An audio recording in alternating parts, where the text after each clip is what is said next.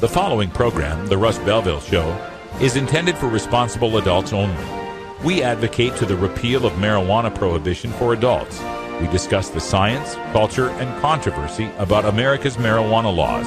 We do not advocate any illegal activity and encourage all listeners to learn their state and federal marijuana laws. Opinions and claims made by guests and advertisers on The Russ Belville Show are their own, and The Russ Belville Show cannot be held legally responsible for their validity or reliability. Viewer discretion is advised. You take a seed, you plant it, you grow it, you dry it, you roll it, you smoke it. You take a seed, you plant it, you grow it, you dry it, you roll it, you smoke it, and it goes down smooth. Hey! Spanning the continent to bring you the truth about cannabis and marijuana law reform. I smoke pot and I like it a lot. From the promise of legalization. And I think that we need to rethink and decriminalize our marijuana laws. To the agony of prohibition. One major responsibility is to encourage people to use less drugs. The Russ Belville Show, the voice of the marijuana nation. Yeah, I hear you had a question for me. Now, here's your host, Radical Russ Belville. Oh yeah, good day, tokers and tokettes, and welcome to the weekend. It is Friday, November 30th, 2012, and it's got to be 420 somewhere in the world. Thank you so much for joining us here for our 101st episode, and it's a very special one because we've got two very special people in studio with us today, joining us right here in Portland, Oregon, Brandon Krenzler and Erin Purchase, the mother and father of brave Mykayla. Thank you so much for being here today. You can say hi. Hi. There you go. Thank you so much for having me. Yeah, it's a radio show. You have to talk. So we'll get to you guys at half past the hour. We'll talk a little bit about your story. It's just been blown up in the media, all about brave Mykayla, the 7-year-old leukemia patient who is using medical cannabis to help treat the symptoms and the problems that happen with anybody who's gone through cancer can tell you about. Also on today's show, in hour 2, we'll be turning this feed over to Huffington Post Live at 4:40 Pacific. They also want to speak with Brandon and Erin, so we will turn our feed over to them. I hope you stick around for hour 2 for that. Also joining us here in the studio, we have our studio engineer, Brian the Red, of course, hanging out. Hi, Brian. Hey, Russ. How's it going? Going very, very well. Later on tonight, we've got Herb Thrasher. He'll be doing the Herb Thrasher Flower Hour, 2 hours of rock and metal at 8 o'clock Pacific time tonight, live. He'll also be calling in at 20 after for our Daily Toker Tunes. Today's Rockin' Friday, and he's got some great music for us from Whoa Fat. Okay, Whoa Fat, there you go. Also, we've got our headline news coming up right after this first break, and in the news today, all sorts of interesting headlines. We've got new public opinion polls on marijuana legalization to tell you about. A great story coming out of Oklahoma for Patricia Spotted Crow. You might remember her. In Illinois, they're having some problems with medical marijuana because a company wants a monopoly. And in New Mexico, decrim is facing an uphill battle. We'll talk about that, and we'll go behind the headlines with some recent comments from Secretary of State Hillary Clinton on the drug war and her opinions on legalization, and a little bit of a rebuttal, as it were, from former Mexican President Vicente Fox. All of that and more is coming up on today's Russ Belville Show, a very special one. Thanks for being here. Tell your friends. We're at Radical Russ and at RB Show 420 on Twitter. You can follow our blog at radicalruss.com.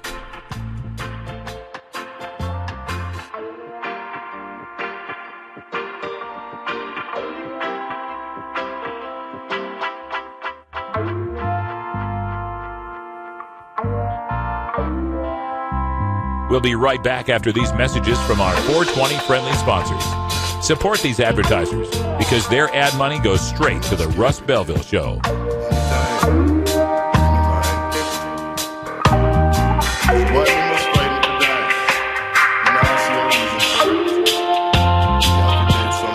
You're tuned into the Russ Belville Show, the voice of the marijuana nation. The law offices of Omar Figueroa would like to remind you to stand up for your rights. Please do not give up your precious liberties. There's nothing wrong with standing up for our constitutional rights, and in fact, it's the only way to honor the Constitution that recognizes our natural rights. Treat law enforcement with respect and respect the Constitution by standing up for your rights. If you are detained or arrested, stand up for your rights by repeating, I respectfully invoke all my legal and constitutional rights. I do not consent to any search and seizure. I want to remain silent, and I want to speak to my attorney, Omar Figueroa. Omar Figueroa has more than a decade of experience in federal and California courts and graduated from Yale University, Stanford Law School, and Trial Lawyers College. Please contact the law offices of Omar Figueroa at 415-489-0420 or 707-829-0215 or on the web at www.omarfigueroa.com. 5 favorite stoners to smoke with. Oh, wow, that's a good question. In the industry. Okay, Red and Meth, Tommy Chong, Snoop Dogg, and who's the other one, man? Willie Nelson. Although I haven't smoked with Willie yet, he's next on my list.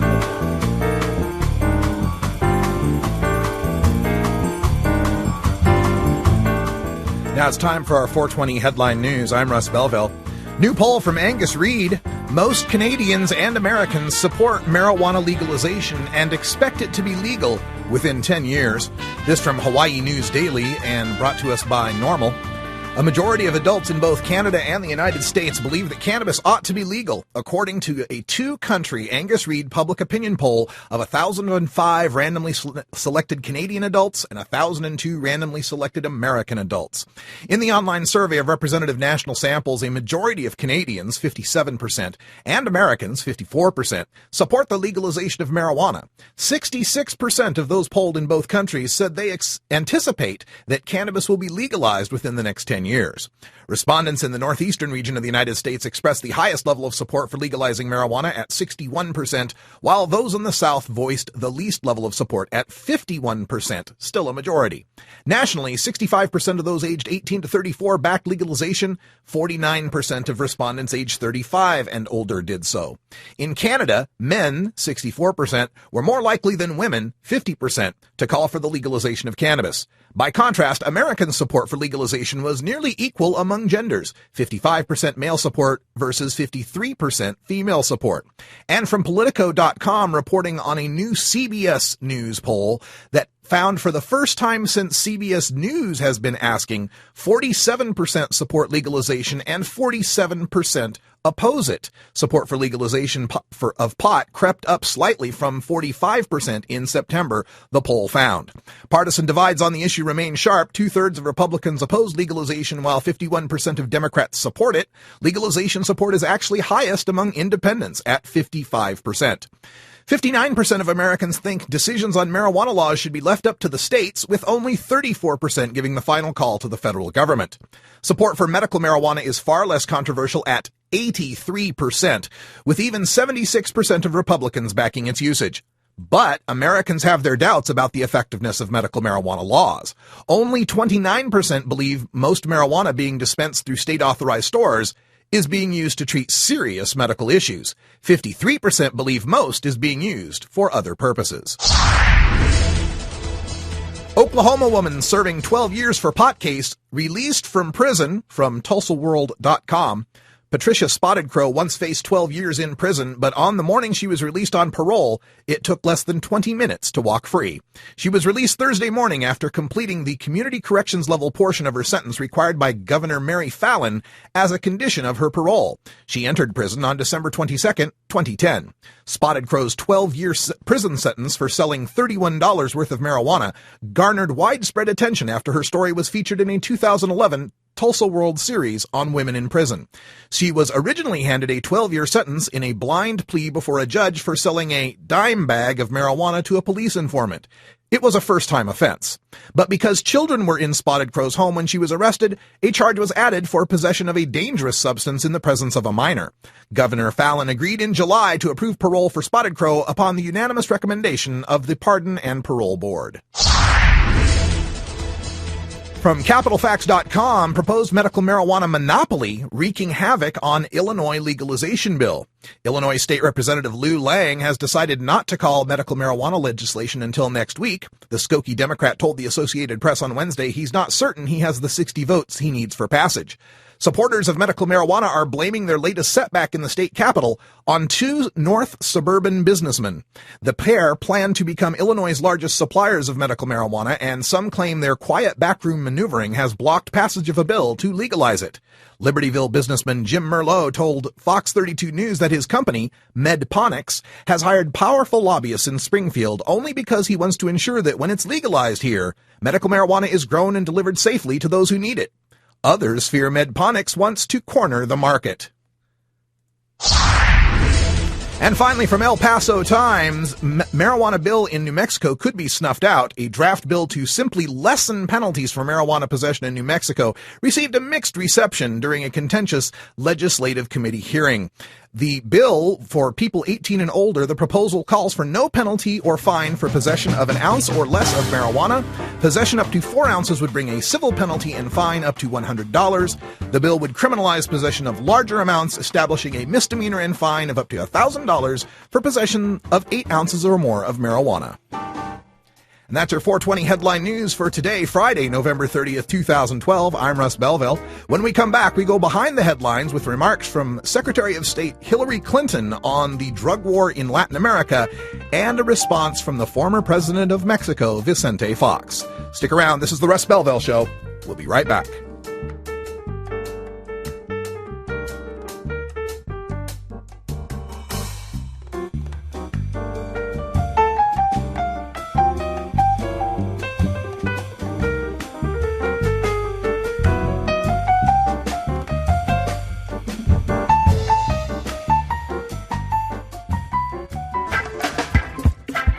I'm Subcool from Team Green Avenger. At TGAgenetics.com, we are working on the leading edge of medical strains. Our strains are rigorously tested for THC, CBD, THCV, and other critical cannabinoids. Know your grow. Check out our genetic diversity at TGAgenetics.com, the home of Jelly Bean, Jack the Ripper, Vortex, and other award-winning cannabis strains.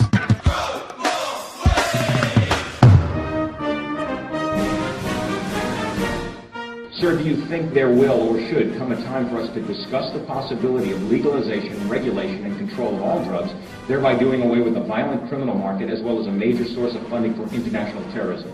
Thank you so much for your time, Mr. President. Well, I think this is an entirely legitimate topic for debate. Name the time and place, Mr. President. Radical Russ has been prepping for this debate full-time since 2005. Thanks, Dan Michaels. Welcome back. It's time for us to go behind the headlines. The Russ Belville Show. Thanks, Dan. Appreciate it. Time for us to go behind the headlines. And, of course, I was reading up on Politico.com on some remarks that were recently made by Secretary of State Hillary Clinton. She's currently in Latin America, and she was asked by the Costa Rican ambassador to the United States. Secretary of State Hillary Clinton said she did not believe that domestic drug legalization was the answer to cartel violence that plagues Central America as a result of the drug trade. When the Costa Rican ambassador asked whether the drug war was winnable, Clinton stressed that legalization is the wrong approach. She said, quote, "I think when you've got ruthless, vicious people who have made money one way and it's somehow blocked, they'll figure out another way," she said. "They'll do kidnapping. They'll do extortion," end quote. Now, this is a particular form of drug war insanity, of reefer madness, a little piece of the prohibitionist playbook that I like to call criminals gonna be criminals, right? This is their theory that, well, you guys say that if we legalize weed, the cartels will go away, but if we legalize weed and they can't make money on it, why, they'll just kidnap people and extort people and they'll do other terrible things. And I don't think they really think about what the meaning of that statement really is. The meaning of that statement is, we've got terrible, as she said, quote, ruthless, vicious people who will do kidnapping and doing extortion. So if we don't give them some make-work benign crime in selling marijuana, they'll spend their time doing awful things. What she's really arguing for is a price support for kidnapping, torturing, extortioning murderers. That's what that really breaks down to when you think about it. We can't legalize marijuana because then they'll go and do worse things. Well, yeah, criminals gonna be criminals. Absolutely, of course, they're going to be criminals. So my question is, why do we want them running the marijuana market? Why do we want them profiting off of every dime bag that's ever sold? How about we take that profit and we reinvest it in the form of taxes and fees into our state coffers and help people get health care and help, fix some potholes or something instead of buying gold-plated AK-47s for Mexican drug lords? So in response to that, I just wanted to see what other leaders in Latin America might want to say about this. And the 420 Times, 420times.com came up with a great series of quotes, an interview with former President Vicente Fox of Mexico. And these are just the quotes from Vicente Fox. And as far as I'm concerned, this is a perfect answer to Secretary of State Clinton. Quote, "The situation of being in between has brought in war here in Mexico that I don't understand. Why did we assume this war? That war should be done only in the United States," Vicente Fox said. "It's extremely bad, it's violent, it's costly, it's extremely harmful, and more than anything, it goes right against the hope of youth in Mexico. In the case of Mexico, the budget is very limited. So unfortunately, every cent, every dollar that has been increased in this useless with no results war is against the budgetary education of the project for promoting jobs or other things. So it's a war, but it's taking us nowhere. It's a war, but it is totally useless, a total failure, like the war invoked by the United States and the government of President Nixon. 40 years has gone by, and an entire war is a total, absolute failure." Now, President Fox goes on to say it's just not fair. Quote, "This game is not even. Big change has to come about. But legalization becomes a strategic social positive and a real solution to the problem." Legalization becomes a strategic social positive and a real solution to the problem. End quote. He continues, "The president and the U.S. government is way behind its public opinion.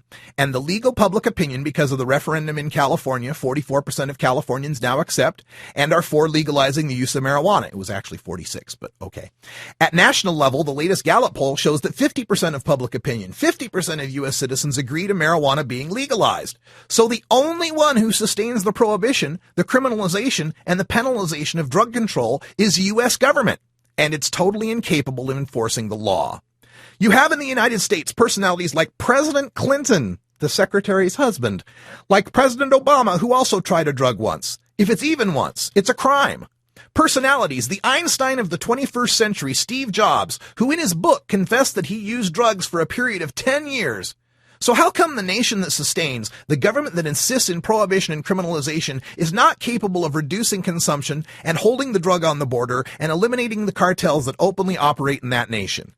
Unfortunately, we, very few remaining nations that are still holding a total prohibition to the consumption of drugs, that is led by the USA and just a few other nations. The majority of nations, including Mexico, we do not penalize consumption.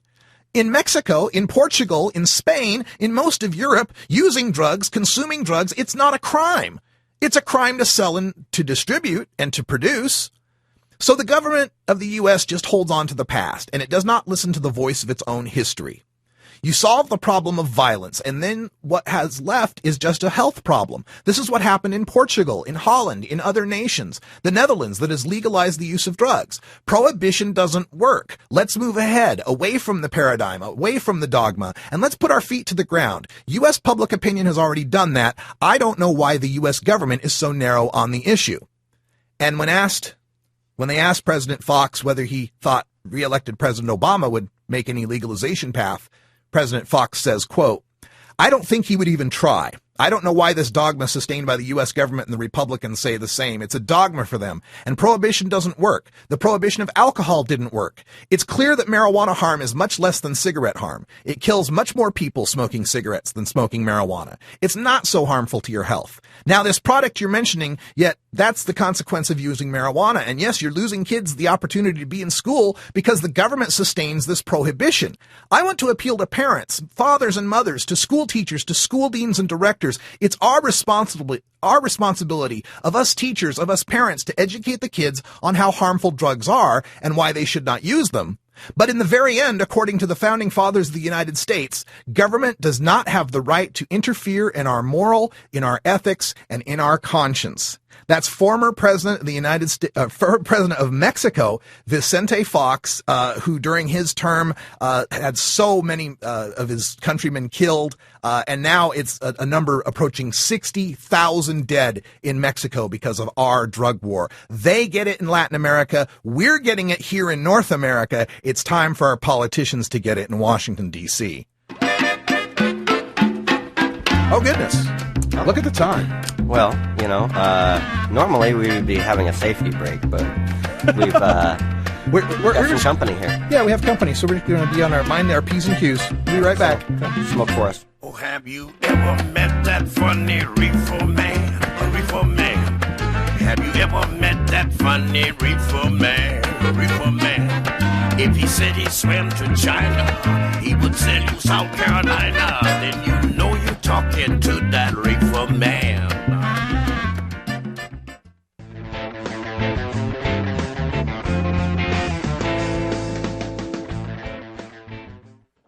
Hi, I'm cannabis.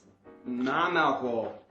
Do you know that I can be used to treat a number of physical and psychological conditions like depression, Huntington's disease, and osteosclerosis? Your mother's an osteoporosis. I can also be used to help those who are abusing our friend over here. You know what the problem is with you? You think you're better than everybody else. Hey, look at me, I'm weed. Okay, I actually do prefer to be called cannabis.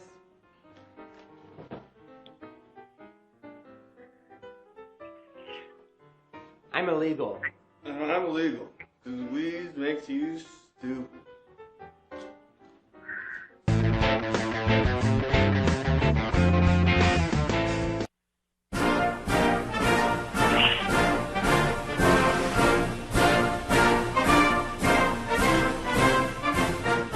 5 of the last 7 major party candidates to run for president, 3 of the last 7 vice presidential candidates, and the last 3 presidents have all smoked pot.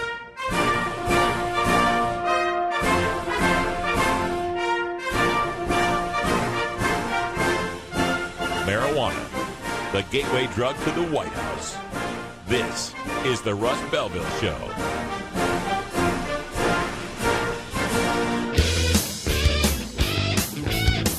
Everyone knows music and marijuana go together, so let's wind up our 20 after break with the Russ Belville Show's Daily Toker Tunes, the best in pod-safe 420 music from around the web. Today is Rockin' Friday, featuring rock, metal, and the hard edge of alternative country. You can get downloads and more information about all our Daily Toker Tunes by visiting music.radicalruss.com. Now, sit back and enjoy your Daily Toker Tunes. Well, it's the last day of November, and I hope you're all ready to rock because Herb Thrasher is on the line. Herb! We're all ready to rock, dude, and yes, it's the last Friday in November, and getting ready for the big holidays in December, and I'd like to say hi to Mykayla and all your guests in the Roller J Studios today. Right on. So for today... let's get ready to rock, man. You guys got some guests. Let's make this fast. So we've got a great show tonight for the Herb Thrasher Flower Hour at 8 o'clock. We're going to have a special episode, Metal Blade Records. They've been celebrating 30 years all year, and their final show tonight is in L.A., and we're going to celebrate that with them and play some of the bands that they have planned and just all the bands that have gone through this 30 years to make rock and heavy metal. And so we're excited. So you guys join us tonight at 8 o'clock. RadicalRuss.com, theweedblog.com. And so today for Rockin' Song, we have a band, we played them before, and they've been on the Thrasher Show, and it's time to bring them to Russ Belville Show. Yes, sir. And they're called Low Fat, and the album is called The Black Code. And the song is Lost Highway, and they're just riff masters, man. A lot of rock, Southern fried, blues kind of infused, psychedelic doom stuff. There's just all kinds of music in there. They're on Small Stone Records. They're from Texas. They have a website. They're actually on Facebook right now with one of those Kickstarter page, and they're so close to getting to their destination. So you guys go check them out. They got great art, man. Check out their art. Got great T-shirts, and it's a great album. So you guys go check it out. I hope you guys enjoy this song. Keep rocking. Join us tonight, and shout out to Mykayla. All right, let's get it on. This is Whoa Fat with Lost Highway on your Rockin' Friday Daily Toker Tunes.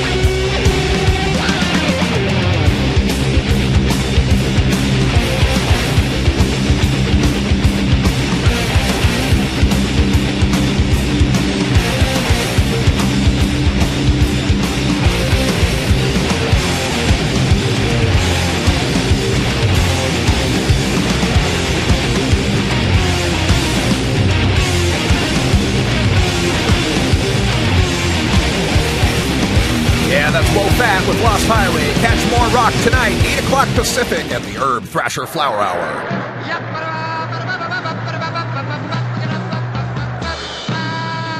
Actually, I haven't had a chance to talk to Mr. Armstrong before the show, but we had a great discussion about it. I just asked one of the folks in the show, Bob Back, I said, well, what is Louis Armstrong going to do? Of course, he says, he's going way up.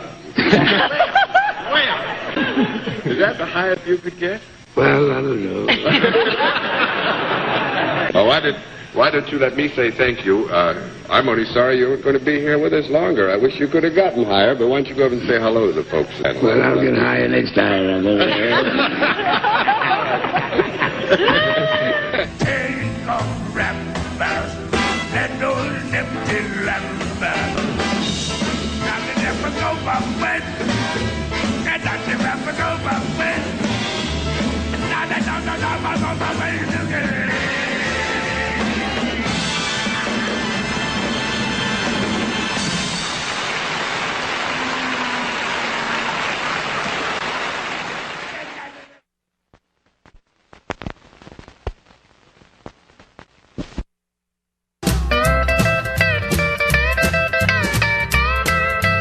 When I was in England, I experimented with marijuana a time or two, and I didn't like it, and didn't inhale, and never tried it again. I think you'd probably be a lot cooler if you had, Mr. President. Said, hey, do you have a joint, kids? Sure would be a lot cooler if you did. Lie, don't hide it. Lie, don't hide it. Oh, lie, don't hide it. Lie, don't hide it. Just lie, don't hide it. Fire up right now. The cannabis community includes a diverse set of activists and nonprofits working to end the prohibition of marijuana. We take the time to hear the stories of reform on the Russ Belville Show's Cannabis Community Chat. All right, welcome back, everybody. It's 28 minutes to the top of the hour, and joining us live in studio, two very special guests. We have Brandon Krenzler and Erin Purchase in the studio. Hi, guys. How you doing? All right, how are you? Glad to have you here, and get those microphones nice and close to you so everybody can hear you out there in studio audience land. And if you haven't been following the show this week, you may not know the story, but if you've been following mainstream media, you sure have, because Brandon and Erin are the parents of brave Mykayla. Now, I first became aware of Mykayla during the Meth Girl billboard ads that came out, and you, Brandon, filmed a little video, and is that the first that the brave Mykayla story kind of started getting out there, or had you been doing this before? Yeah, that was the first that the public kind of picked up on Mykayla. She had a really strong feeling about those billboards, so I went ahead and recorded her and let her speak out her opinions about it, and I see that it helped get them taken down, that's for sure. It sure did. We appreciate that very much. Erin, what's it been like going through this? Because now, since that point, now you've been interviewed and turned up in Huffington Post and ABC News and CNN, and you got all these media outlets calling you. What's it like? How do you feel about all this?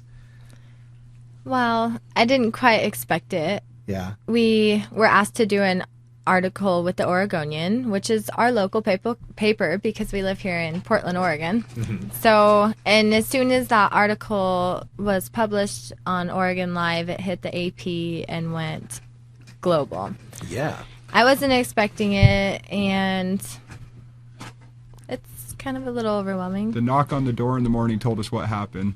Really? Yeah. What happened? You got knocked? Who was knocking? One of the local news stations started ringing the doorbell first thing in the morning the next day, and wow, yeah, it's been on us ever since. So, who are some of the people that are trying to get in touch with you now? I mean, they want to hear your story. Ask him. Well, I've been dealing with a lot of calls coming in. I kind of took over on the media side of it. We've had calls coming from, well, the Dr. Phil show contacted us, Dr. Oz show, the Anderson Cooper show, KGO Radio in San Francisco, the Newsweek. We're actually doing an interview with them tomorrow. Excellent. Huffington Post. The Huffington Post, of course. Which will be today. Later on today. So we're going to do that tonight. That's going to be interesting. ABC.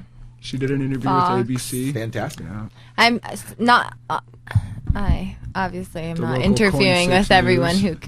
I'm not interviewing with everyone who contacts, but Well, we feel really privileged that you guys came on the show. I just had to ask, it's kind of a similar question. How do you feel about all the attention that you're bringing to the issue of cannabis use as a medicine for all ages? We feel privileged to be able to be part of it for sure. We've spoken out a lot in our past about it, and we continue to do so today, so that gives us a new platform to do it with. That's great. Another question. So there's a meme going around, a picture of Mykayla online, saying, a gram of cannabis oil a day helps keep the leukemia away. And is that an accurate kind of dosage out there? Some people might be kind of concerned about a child taking that kind of, but I mean, if it's helping, I can address that for sure. Mykayla does take 1 gram of cannabis oil a day. That's excellent. But she did not start at that dose. Oh, no. And she started a very, very, very small dose. I started her with 0.07 of a gram. Wow. That really did the trick with her and bring her out of that. That's about the size of a grain of rice. Yes. Yeah. It took a while to get the dosing down right. It takes a stronger effect, as with anybody who uses cannabis. At first, it is stronger and you have more of an effect. You're activating all your endocannabinoid system. It's going to have a serious effect at first. Yeah. Exactly. And so she has become tolerant. And, of course, we increased her doses because that is what's best, I feel. And I feel that the science that has been done supports me on that matter. I work with some of the professionals out there that are experts in cannabis, and they feel that what I'm doing with Mykayla and what we have decided on with the dosing is working great for her. It does. And she spends every day excellent. a happy girl. You'd never know she had leukemia if she didn't have her hair the way she does now. Yeah, she's just the way she used to be. It's stunning. It's amazing. I've seen some of the pictures. She does just look like a happy, bright little girl. The stoned feeling they discuss about in the articles that everyone's reading about. Yes, in the beginning, when we very first started her on cannabis oil, which was on July 24th, it took a while for her to become tolerant. And she did have more of a psychoactive effect, which was not such of a negative thing because all the other medications that they would have given her, since she has never been sick and never had painkillers, morphine or oxycodone, Vicodin. Yeah, they would have all had an effect on her psychoactively. They would have all had some type of an effect. Yeah, see, that's where people are losing sight of the fact. They're saying, "Oh, it's so horrible. She's on a gram of cannabis oil. She's going to have brain damage. She's going to regress in school and all that." And you think about it. You put these kids on morphine, oxycontin, oxycodone. You mix it in with some other anti-nauseas and antidepressants. I mean, what do you got? You got a kid that looks like a zombie. No wonder they're not doing anything. No wonder the parents have such an easy time. They're doped up all the time. I'd rather have cannabis than that kind of doping up any day for our daughter, bar none. Agreed. Yeah, and that stoned feeling she doesn't get anymore. And the funny feeling she speaks about is she loves to tell jokes. It's that's what funny, that is. laughing. Like she will just laugh uncontrollably at the most silliest things. It's amazing. It's funny. She tells That's jokes what a little as girl if she was should an adult. do. I mean, Yeah. she has great sense of humor. She loves to keep the peace and have everybody smiling. It's awesome. So the funny feeling is definitely a good feeling for her. And I was just, going to say also that, the 1 gram, that's really not a very large dosage Not either, at all. because it's like I've talked with people who said that they've cured other types of cancers by taking, there's one person actually said that their mother took up to 27 grams a day. Yeah, we were just talking of with this Rick Simpson cannabis oil. We were just talking with some people last night that there's a study out there that they have actually some other pediatric patients taking up to 3 grams of this very same oil to combat other diseases. So, I mean, it's not new. Yeah. It just got big. There we go. Well, let me ask something about, you mentioned that you started this on July 24th of this year, right? Just recently. So Mykayla's been dealing with this since before then, though, right? So she been under other pharmaceutical regimens, and what was that like, and what convinced you to try cannabis? She was diagnosed on July 14th with leukemia. We found the mass, the pediatrician found the mass in her chest on the day before, July 13th, and she had been sick since the beginning of May. So she got her Oregon medical marijuana card 10 days after being diagnosed with leukemia. She had been getting treatment at the hospital. She was on prednisone and a couple of chemotherapy drugs in the very beginning to help break up the mass, and it was really taking a toll on her. Yeah. Yeah. So she had 10 days without cannabis And with 10 days chemo. on the other medications. Yes. Okay, so in that 10 days, was the effect of that 10 days what convinced you to switch to cannabis, or you had already thought we'd want to do cannabis in the first place? Got it. Okay. We already knew. Okay, so you already knew. So I asked for the letter from her because most pediatric specialists and medical doctors in general will not certify patients for the program. So every patient is required mostly to go to another clinic. One of the yes, one of the around. clinics. So I asked for the letter that stated her diagnosis to take to the clinic the very day after she was diagnosed. Yeah, I asked for a letter of stating what she had as. Yeah, I think the her doctor may have diagnosis. thought we were using it for employment or something else. But, now, as gotta you've been get it where going you can through get it. doing these media interviews, of course, media always exists to, especially mainstream media, wants to create conflict. And I've seen some of the shows where they'll bring in somebody, some supposed expert who says, "Oh, I think this is a bad idea. This is terrible." In the way that these stories have been written and shown on TV to portray your story, are there any particular points that you felt were unfair and you'd like to, rebut here and give it a chance to say, "Hey, you guys, that was wrong. You shouldn't have said it that way." Or Well, I haven't quite had time to check on, because citing the original source was the Oregonian article, is where most articles are getting their information from. And the author of the Oregonian article used Dr. Sharon Levy from the American Academy of Pediatrics to comment on cannabis use in children.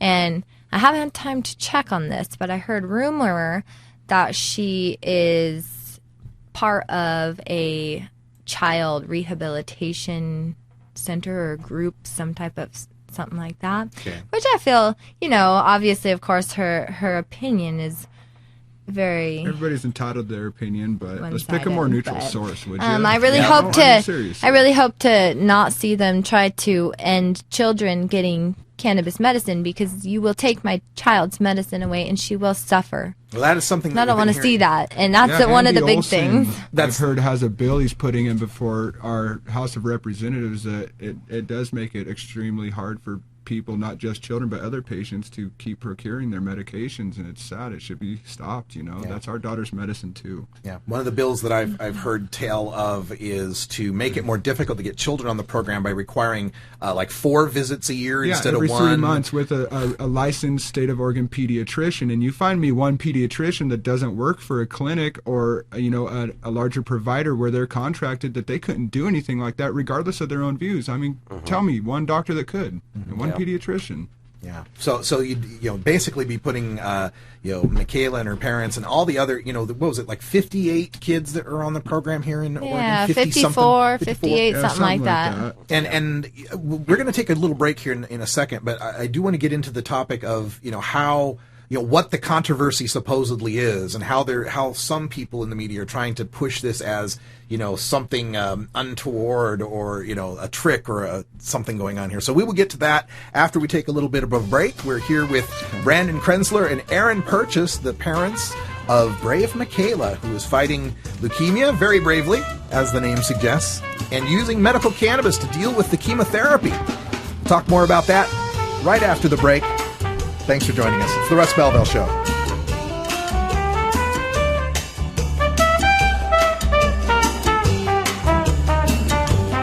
It's simply business. It's simply business. It's simply business, why they won't let us grow. It's simply business. We'll be right back after these messages from our 420 friendly sponsors. Support these advertisers. because their ad money goes straight to the Russ Belville Show.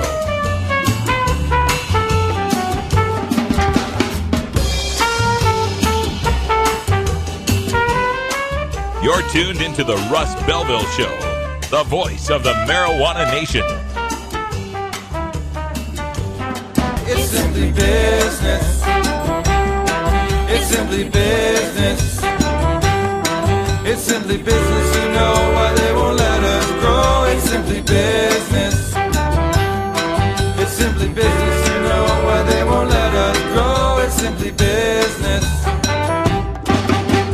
Have you considered medical marijuana? Double-blind, peer-reviewed studies have found cannabinoid therapies to be successful in treating the symptoms of Alzheimer's disease, ALS or Lou Gehrig's disease, brain cancers, chronic pain, diabetes mellitus, dystonia, fibromyalgia, GI disorders, hepatitis C, HIV/AIDS, hypertension, incontinence, MRSA, multiple sclerosis, osteoporosis, pruritus, rheumatoid arthritis, sleep apnea, and Tourette's syndrome, as well as anecdotal evidence suggesting relief from anxiety, depression, and post-traumatic stress, plus reduction in the need for narcotic painkillers. Side effects of medical marijuana can include euphoria, relaxation, anxiety, panic reactions, paranoia, tachycardia, dry eyes, dry mouth, concentration and reaction time impairment, appetite increase, and in 37 states, arrest and incarceration. But medical marijuana is non-toxic and cannot cause overdose. Medical marijuana. It's not for everyone, but ask your doctor if medical marijuana may be right for you. Georgia.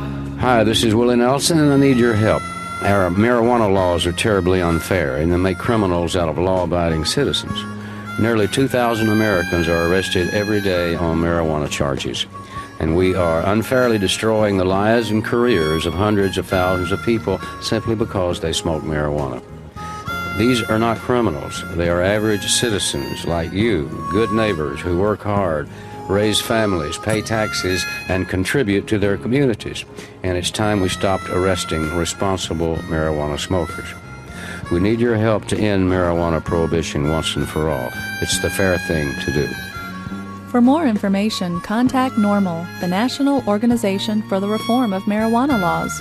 Call toll-free 888-67-NORML or visit their website at norml.org. All right, welcome back. It's 47 after the hour. We're continuing our conversation with Brandon Krenzler and Erin Purchase, the parents of brave Mykayla, who is fighting chemotherapy and leukemia and all sorts of stuff a 7-year-old girl shouldn't have to go through. Her story was featured on The Oregonian, our state's largest newspaper, and it's been picked up nationally by just about every media outlet there. We're so happy you guys could be here in studio. Welcome back. Thank you. So I wanted to get into, some of the ways that this story gets portrayed because, I read stories, I do headline news every day, and combing through the headlines, there's about once a week, there's some story of some idiot parent that went and, took a picture of their 2-year-old smoking a bong or something and posted it on Facebook, did something stupid. And they always want to try to use this against, marijuana legalization or even medical marijuana to say, what about the children? Oh my God, what about the children? Have you felt that? Have you felt like people are trying to portray that in your case? Like you guys are being irresponsible or just somehow potheads just trying to get away with something? And what do you say to that? What's your reaction to that? They're not in our shoes. Yeah. They don't have a child who is ill. They don't have a child with cancer undergoing chemotherapy weekly that makes them sicker than any child or adult should ever have to be. So I take the criticism with a grain of salt because most everybody who criticizes doesn't know what it feels like. Yeah. To see that or have a loved one go through that. Maybe they do, but it's not like we're letting her smoke a bong. Right. Yeah. She's not a There you 7-year-old go. sitting down in a circle passing the peace pipe to all the old villagers. She's eating a gram of cannabis oil to treat herself because she's sick. And she drinks cannabis juice and she loves juicing cannabis leaves. She drinks it every single day.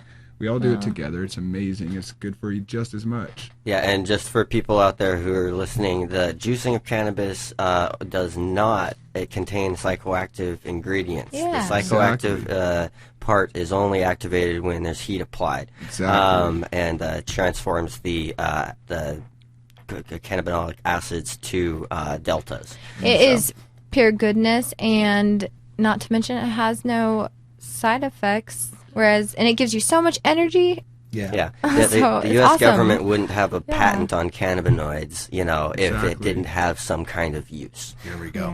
So, with respect to this, the treatment that you're doing here with the chemotherapy, you were cited in the paper, Erin, as crediting the cannabis treatments as not just dealing with the symptoms of chemo, but actually helping to fight the cancer itself. And it's kind of controversial. There's a lot of people feel both ways on this. How do you feel about that, about the cannabis oil and the treatment of the cancer? Cannabis does fight cancer.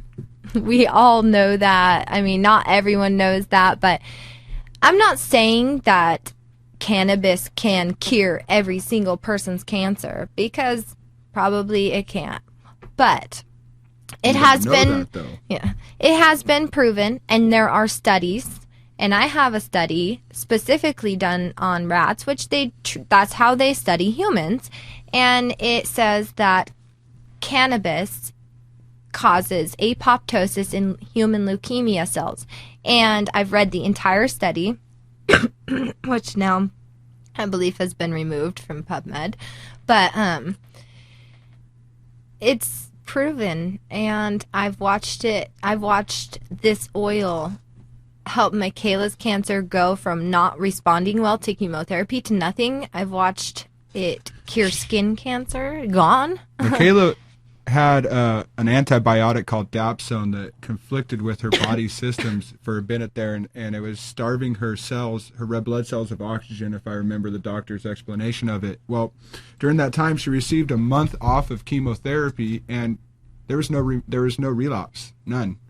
During that whole time, she was still on her cannabis therapy. There was no relapse. I mean, these kids relapse. This is early in treatment to be taking a month off of chemo, and they were warning us about it. They wanted to do another bone marrow biopsy to check to see if any leukemia had come back, but the doctor figured out it was the Dapsone causing the problem.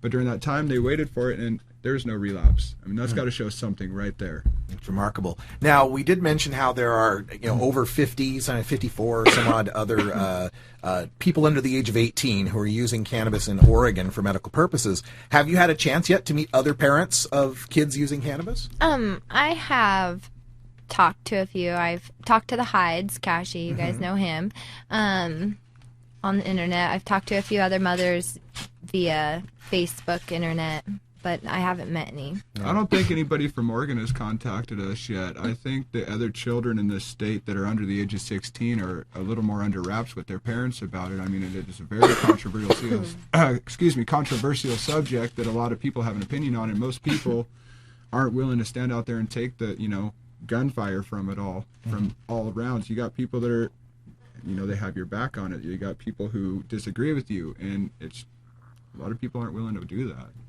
One of the issues that people that don't have a whole lot of understanding about this have a problem with. Go ahead, you can cough. I've got your mic down. You're fine. If they don't have a great understanding about this, one of the things that gives them pause is they can't get around the fact that there's recreational pot smoking and there's medical cannabis use. And so when they hear of people who have been maybe in their past recreational pot smokers, and then they hear a story of, I'm giving my child cannabis for medicine, their minds go into this little flip warp kind of thing. They can't understand that. So can you explain to them why it is that, there's nothing wrong with someone having been someone who had used cannabis in the past, that does not necessarily conflict with it being medicine for their child? Well, it is just a plant.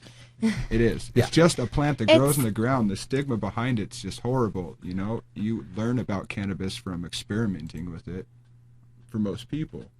There's a way to present it, and there's a way to explain it to children and to people in general. There is a recreational social aspect to cannabis, and I feel like adults over the age of 18 or 21, whatever, 18 would be the best. You can smoke cigarettes, why not smoke cannabis? Adults should be able and entitled to use it recreationally if they feel fit and responsibly. But there is a very medicinal side to cannabis too, taken in medical ways, just like other medications that people get from physicians. in capsules. They don't have to smoke cannabis to have it. There's a way to present it medically, and it's appropriate for children. It's appropriate for everyone. There's a recreational side of it because, it's no worse than alcohol. Alcohol kills people every year and cannabis does not. Why can't there be bars for people to go after work and smoke if they want to? That's up to them.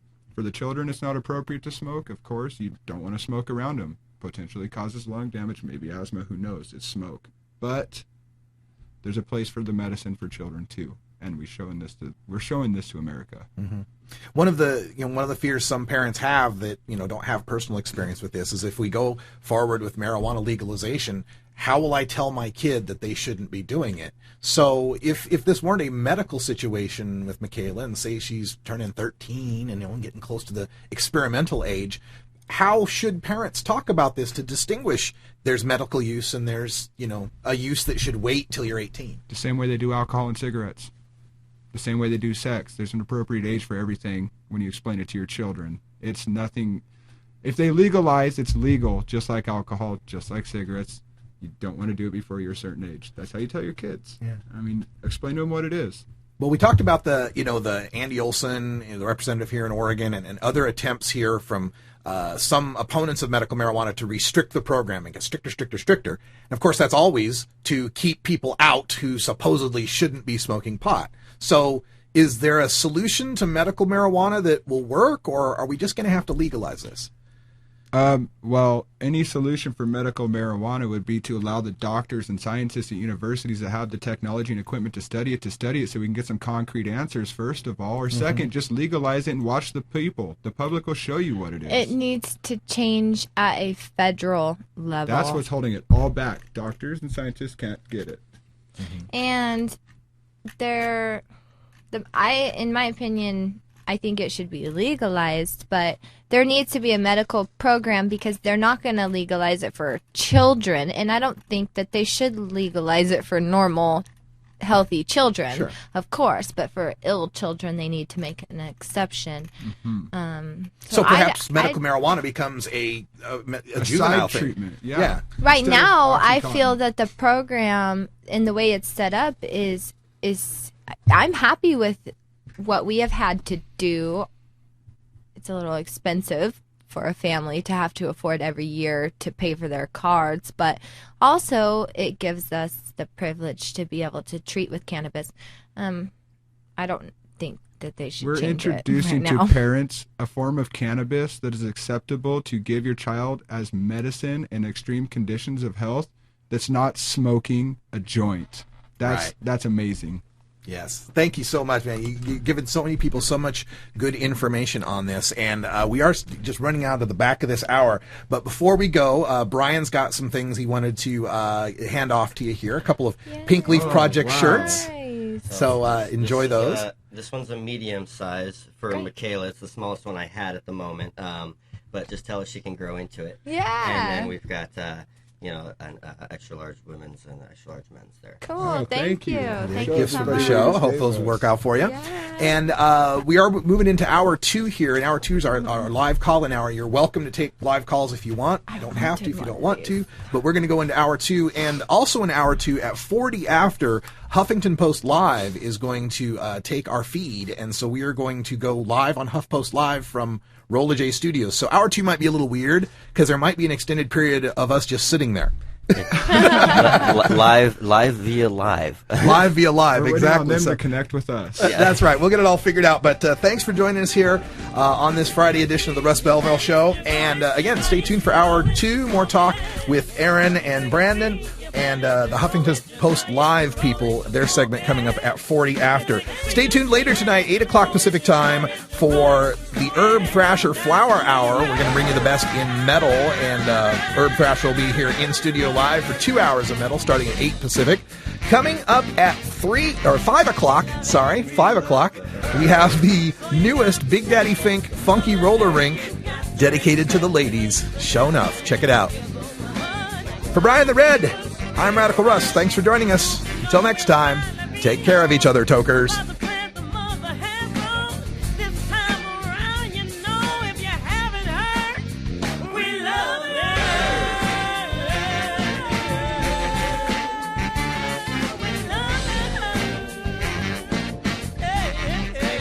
This is the Russ Belville Show.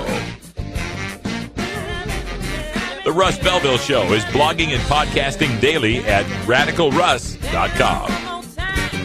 You take a seed, you plant it, you grow it, you dry it, you roll it, you smoke it. You take a seed, you plant it, you grow it, you dry it, you roll it, you smoke it. You take a seed, you plant it, you grow it, you dry it, you roll it, you smoke it, and it goes down smooth.